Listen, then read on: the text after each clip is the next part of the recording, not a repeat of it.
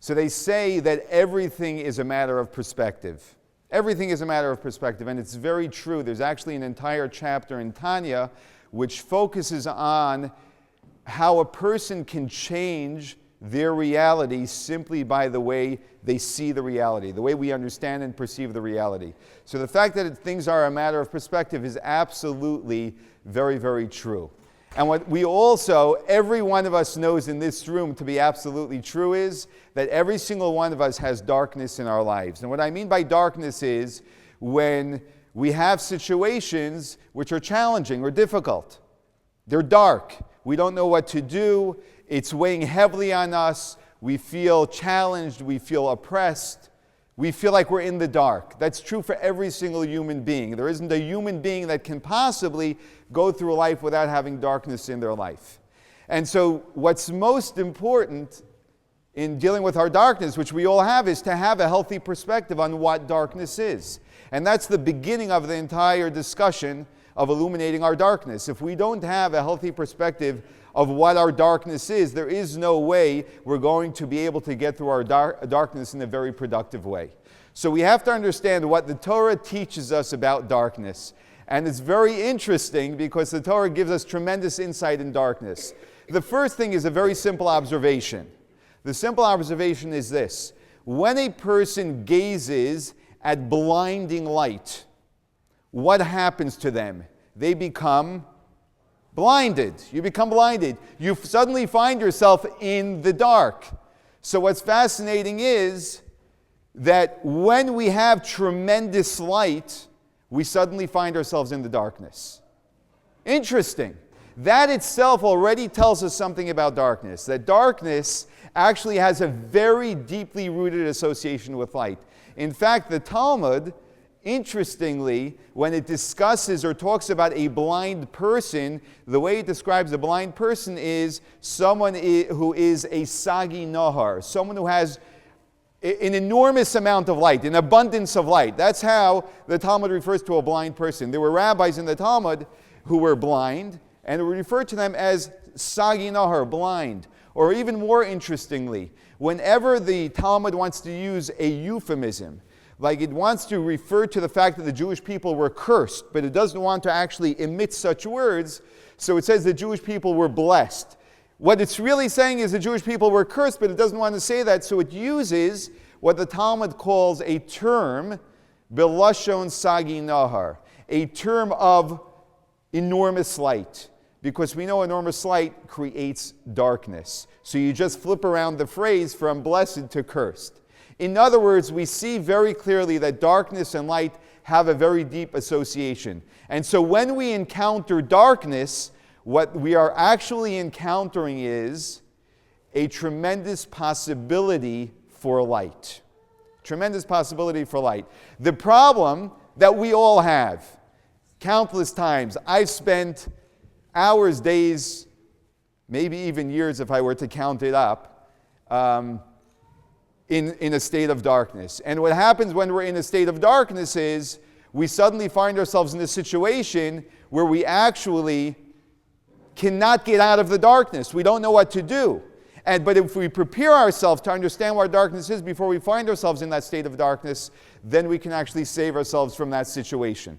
And here's another very interesting thing. If we follow history, we just go back to the creation, and we follow history all the way until today, what we find is something very fascinating in the state of the spirituality of the world. And that is that we find that the spirituality of the world actually continues to decrease with time. Meaning, spiritually, it seems very clear that we are getting darker and darker as time is going on. For example, there was a creation of the world. There was God created light. We'll jump, let's say, to the time of the giving of the Torah, an enormous amount of light given to us. The building of the temple where the Jewish people were able to feel tangibly the presence of God. The second temple where they felt it less. Then we go into a stage where we no longer have a temple, and here we are today where we struggle every single day to actually feel the presence of God. We interact with God. We do many things to connect with God. But very often we're completely dark about really being aware of the presence of God. We're in a very, very dark place. And yet we're told at the same time that history has a destiny. And the destiny is that as time goes on, we are getting closer and closer to the Messianic era, to the coming of the Messiah, of Mashiach.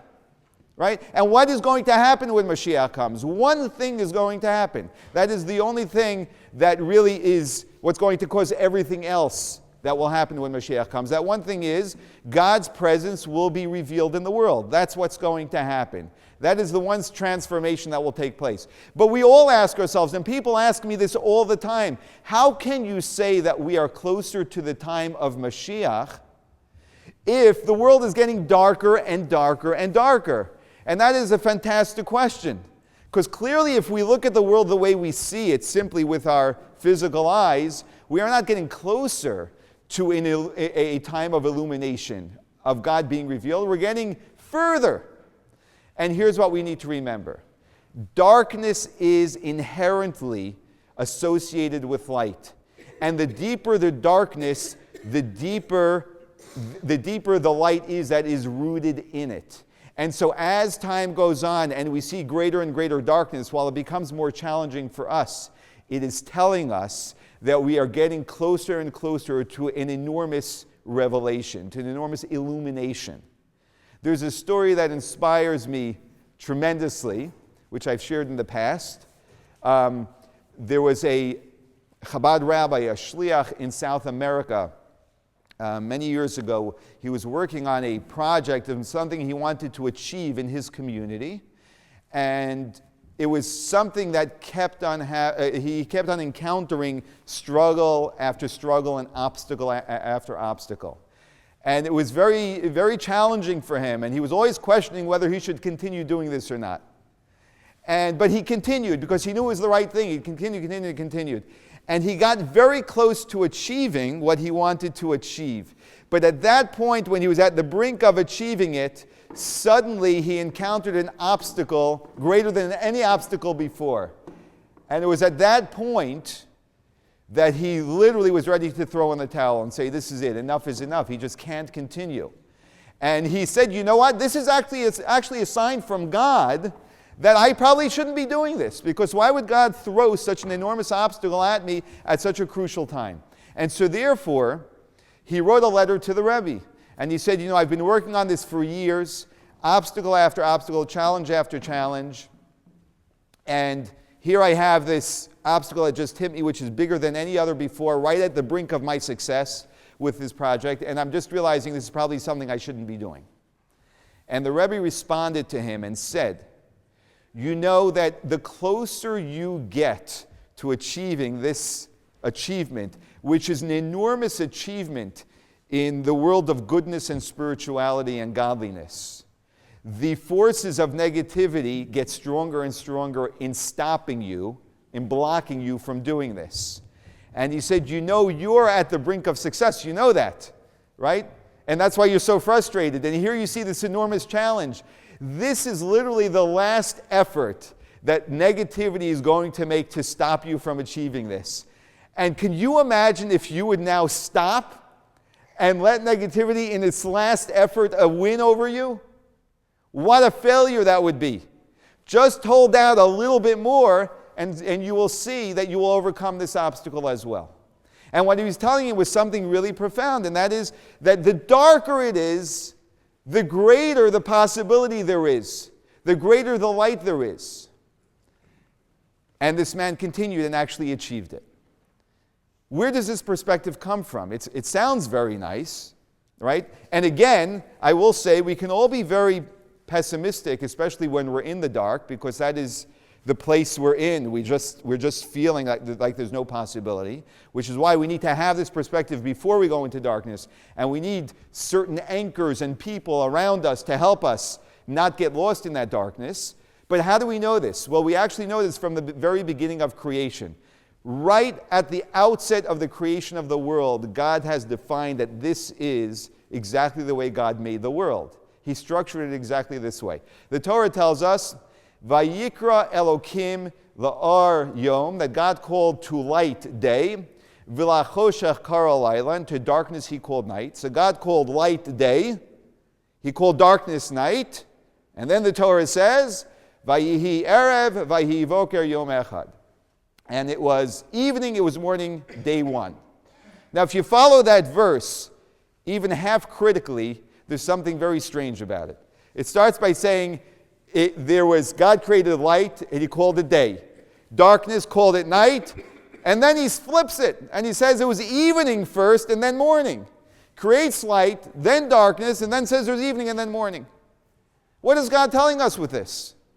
God's telling us a very simple message, a message that we cannot afford to miss. And the message is that even though light always comes first, because it's always about light, but when you are discovering light in your life, you have to know that it's going to start with a night.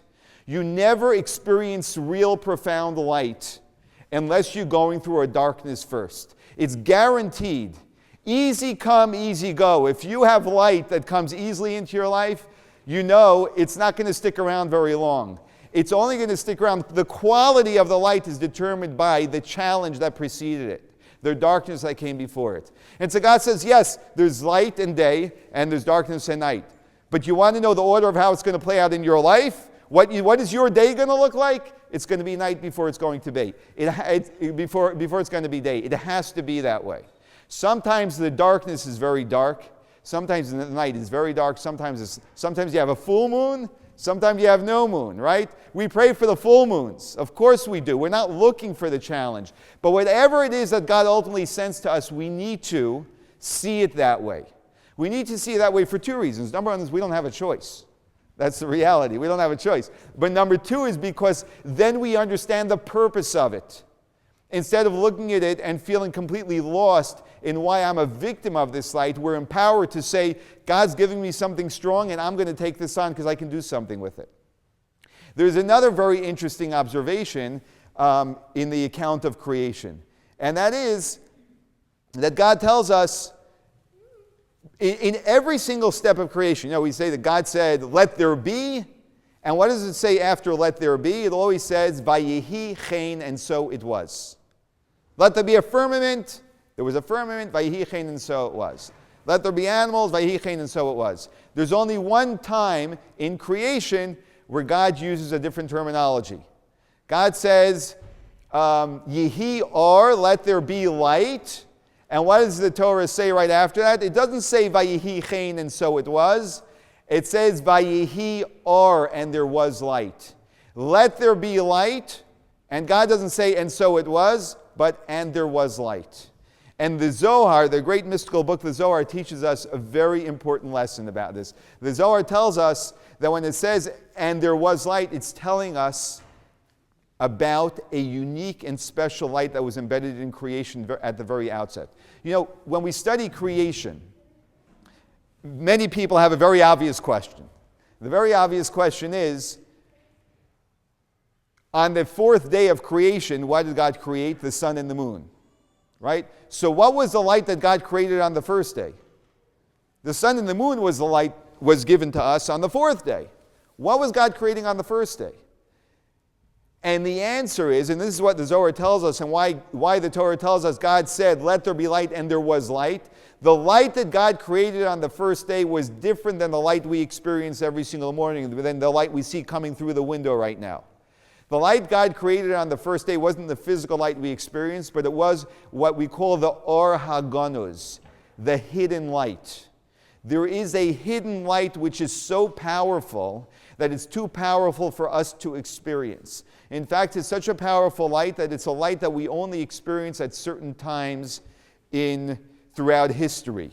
It's a light that we experienced when God split the sea. We suddenly saw an exposure of God's presence in this unbelievable, miraculous way. It's actually such a powerful light that it's a light that we can't even understand.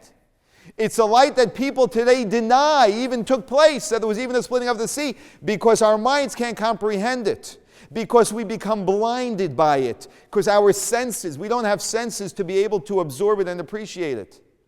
And so it actually puts us in a certain state of darkness from the enormous illumination. It's the same light that the Jewish people experienced when the walls of Jericho crumbled down. It's the same light that the Jews experienced when Joshua held up the sun so they can finish the battle they were in. It's the same illumination that we experienced during the Six-Day War. It's all the same light that's revealed like a blitz at certain moments in history. That's exactly what happens. Suddenly we see this light. But what we're trying to do every single day is actually help this light become absorbed in the world. And the only way we can do that is not through blitzes and not through great miracles, but through trudging through the darkness of our lives and slowly bringing this very light into our lives and into our experience. This, again, is the very reason why the part of our eye that takes in light so that we can see is the pupil.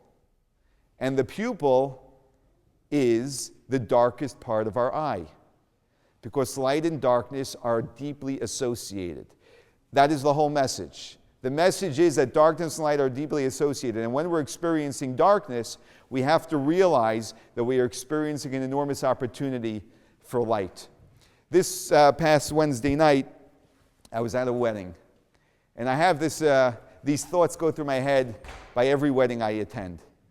You see a couple walking down the aisle. You can see their joy and excitement, the sentiment of the moment. You can see the hope, the future, the promise that lies within the two of them as they look at each other. And you just see an enormous, romantic, loving, glorious future, right? And that's what you see them seeing, right? But then watch everyone at the chuppah. And there are all different types of people observing this couple. And some people are thinking, "Oy, how so naive. If only they would know." If they're lucky, we'll give them a week. If they're not so lucky, a couple of days, right? And suddenly what happens? Life sets in. Of course life sets in, right? And suddenly what they were feeling under the chuppah is not so easy to feel anymore, right? And some people may even feel so naive and so foolish that you even think that such a reality exists in the world. Some people look at them and they say, they have a yearning, like, I wish I can go back to that place right now. I just wish I can just be right back there in that place. I wish I was floating on cloud 9 and life was just so wonderful and beautiful and so full of love and connection and everything that we are yearning for, right? And the reality is this. That couple, we, and every single couple in the world, there's only one reality for all of us, and that is, yes, we start at that very tremendous high, and then we enter into the reality of life. And the reality of life brings us right down, grounds us very quickly. But the truth of the matter is this: we can be back there. We can be here where we were when we were standing under the chuppah, but what we need to do is go through the challenges in order to achieve that. Some people enter into the darkness and they say there's no hope for this. And they say, forget it, we're just going to live side by side, and hopefully we won't yell at each other too much through our relationship. And some people, even unfortunately, they have to drop out. And some people, where the possibility is truly there, they say there's no dropping out. I know that in this darkness there is enormous light. And I know that if I stick this out and I find the way through this darkness, that it's going to bring me closer together than any couple under a chuppah. And that love is going to be real, mature love that came through the challenge that was put before me. Why? Because I know that when God created the world, the darkness that He created was embedded with a deep, profound light. A light that's so powerful that today, without my experience, without my going through the challenges, I can't absorb it. That hidden light, it's not possible for me to actually absorb now. I am not a mature enough vessel to absorb it. But I do know that through going through these experiences that God lays out for me, showing me that there are experiences that I can deal with, that I can bring out within myself the ability to develop a mature vessel that can experience this enormous light. Sometimes we live in regret, especially someone celebrating a birthday, so you can think, I wish this, I wish that. Here's the reality. The reality is I could not have experienced 10 years ago what I experience today. I could not have loved my children 10 years ago as I love them today. It's not possible. I wasn't there. I wasn't here then. I just wasn't. I didn't have the experiences. I didn't work it through yet. And so there's no reason to regret. The only reason to regret is if I get lost in my darkness and I forget the tremendous opportunity that lies in every moment of darkness that God gives us. If you look at in media, right, what's entertainment? Right? Someone's going to make a play or a movie or write a book, right? What do we always do to draw the reader into the book or to draw the viewer into the movie? We always need a plot. And very often, what's the plot? It's the tension of the drama, of an issue, of a challenge, of a difficulty, the person overcoming it. It's an issue of some type of an obstacle, overcoming it. Because we know inherently, every single one of us knows that this is the way of the world. But it's not good enough for us to just know that. We actually have to make this a part of our very perspective so that when we're dealing with darkness in our lives, we know there's something very deep and there's a tremendous opportunity over here that every single one of us has. There are a number of very interesting stories about Adam, the first man, and creation, which really tell us a lot about light and darkness. The Torah tells us that Adam was created on Friday, and he sinned. He didn't take too much time. Adam and Eve ate from the tree, right? And before they ate from the tree, they were actually transparent beings to godliness. They did not experience any darkness at all in their life because they were just transparent to the light of God. They were transparent to this hidden light, which they were able to absorb very easily because they were made by God, made in heaven. Amazing. And suddenly they ate from the tree, and that's what threw them into a state of darkness. But the Midrash tells us something very interesting, and this is relevant to Hanukkah as well. It tells us that when Adam was created and they ate from the tree, they lived through Friday night, Shabbos day. Right? That's a day and a half. That's 36 hours. 36 hours. It was only Saturday night that God then threw them into darkness, and they experienced their first night. That's the reason why, by the way, we light a Havdalah candle at the end of every Shabbos in the Havdalah service. Because that's when Adam had to find light. So he took two stones and banged them together. He made light, which is why we take a braided candle representing the two stones to remind us of that first time that Adam had to find light in darkness. Until then, he was illuminated by this hidden light.